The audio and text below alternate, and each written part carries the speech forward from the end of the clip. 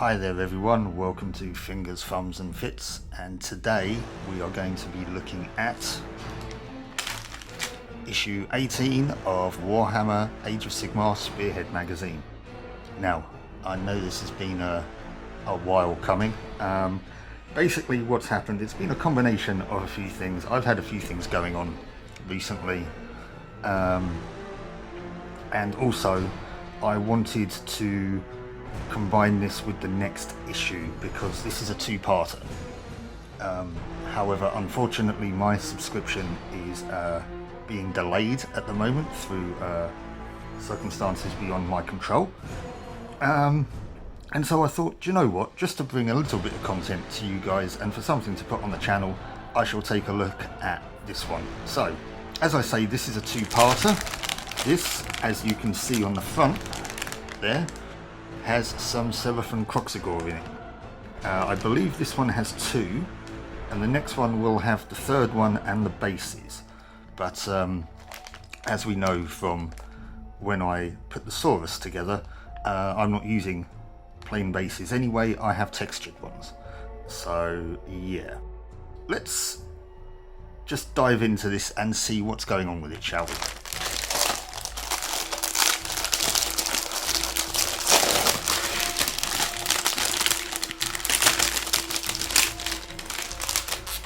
There is our Kroxigor sprues, which I will put together in a bit, and I will show you at the end of the video. But before that, let's take a look at the magazine. We've got ourselves some nice artwork of some Kroxigor. We've got the look at what the minis look like, and this is another reason why I wanted to do this one. I love the look of these minis, and I was chomping at the bit to put them together, and I just couldn't wait anymore, and my fingers got all itchy.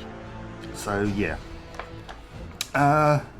what have we got in the magazine then? We've got something about the Angelus Conclaves. I don't actually know what that is. Oh, scouts and advanced troops. Okay, they're Stormcast scouts. Fair enough. Like the, I'm guessing like the Knight Judicator here with the massive bow. Fair enough.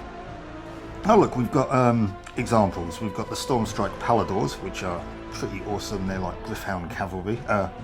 Gryph-charger cavalry, sorry, not Gryph-hounds. Gryph-hounds are the little doggos.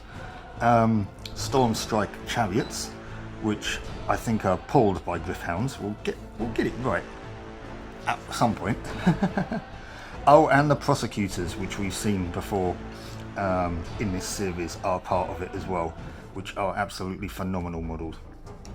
What else have we got here? We've got Secrets of the Old Ones, which is a bit of lore about the Seraphon. Vessels of the Gods, which are kind of like they're massive starships in a way. And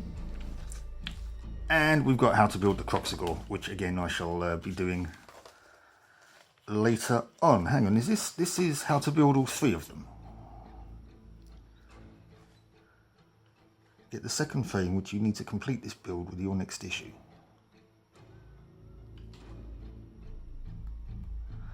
Okay, so what I might have to do is actually put all these together with the next issue. Kroxigor 2. We'll see. We'll have a look. Right, okay, so we've got some rules. Now we've got reinforcements. This goes through what we've learned in the previous bits with mortal damage and ward saves. Spearhead terrain features, terrain setups, and how reinforcements work. Basically, if you've got a unit that has this icon next to it, they can be reinforced. Which happens in a movement phase, and they can be set up, I think, by a battlefield edge, and that counts as their movement. So yeah, basically clan rats, as you can see in the example down here, have this icon.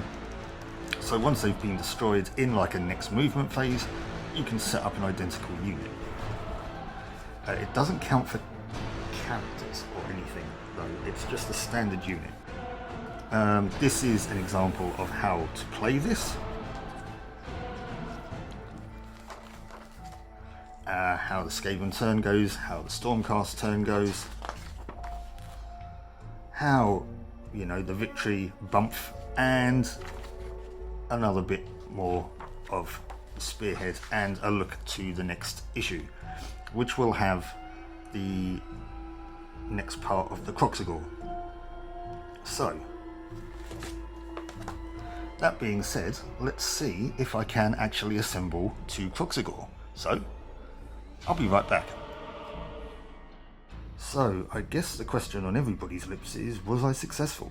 Well, I was 99% successful. I've got 2 Kroxigor, as you can see.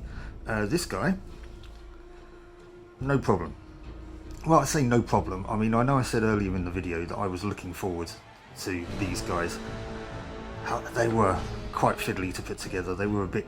There's a bit much going on here, and I don't think they needed to be this complicated. But anyway, yes, this guy, as you can see, looks pretty awesome. And, I don't know, will he still stand up on his own? He's probably a bit back heavy. No, he stands up on his own. This guy, as you can see, we've got some gaps in his shoulders. Now, he does have a necklace part that I've left off for the moment, which goes on there, which kind of will, you know, cover up the gaps a little, but not as much as I'd like. So what I'm going to do is I'm just going to go in with a little bit of green stuff at some point before I paint them. Just whack a little bit in there, and that should fill the gaps before I put the necklace on. This guy also, apparently, is gonna, if I try and freestand him, he's gonna be on a bit of a tilt, because he had a scenic base, supposedly. But as we know, I'm going to be mounting them on these bases. So I'm going to try and come up with, I don't know, maybe use some bits of screws or something to make a little bit of a sort of a few bricks or something that he's standing on. I haven't decided yet, but we'll come up with something. But yeah, mostly successful, 2 Kroxigor. The reason, actually, I'll say this, the reason these gaps are here, I think, is possibly because I used an incorrect part, but that could be because of the fact I didn't have the part I needed to use. It could be on the missing frame, which is a little bit cheeky. So, yeah. But anyways, we'll see what happens when it comes to the next one. But yeah, there we go. That was issue 18 of Warhammer Age of Sigmar Spearhead magazine. Please do join me next time, where we'll be putting together the 3rd Kroxigor and taking a look at what's going to be coming next. So yeah, thank you for joining me, but I hope I will see you next time. So until then, keep on adventuring. I'll catch you later. Bye-bye.